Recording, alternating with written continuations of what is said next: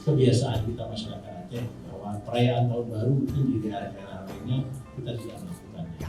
Namun dalam konteks kita menjaga keamanan, ketertiban, karena besok ada hari itu menjadi patron kita.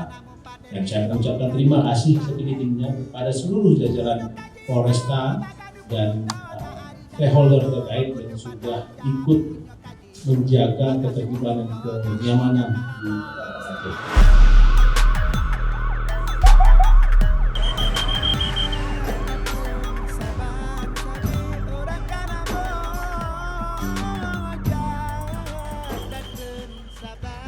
Semua berjalan dengan kondusif.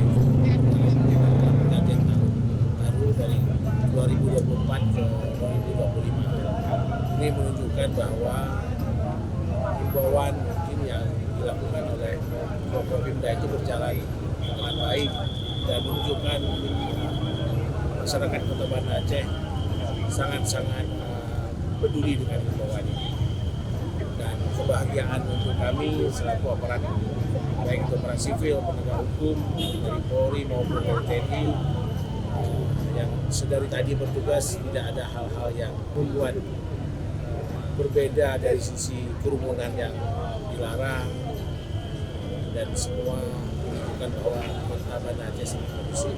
Sesuai dengan himbauan bersama, kalau kita perhatikan dari tadi malam itu dari jam 8 sampai sekarang tidak ada itu namanya suara petasan.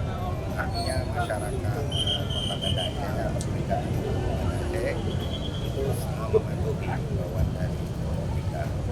Kemudian yang kedua, selain kami Forkopimda Kota Banda Aceh yang melakukan patroli, di sisi lain itu Forkopimcam, yaitu ada Pak Dan Ramil, ada Pak Camat, ada Pak Kapolsek juga melakukan patroli bersama di wilayahnya masing-masing. Sampai saat ini laporan yang kami terima tidak ada hal yang menonjol dan masyarakat menyambut tahun baru ini dengan gembira dan semuanya dalam keadaan aman.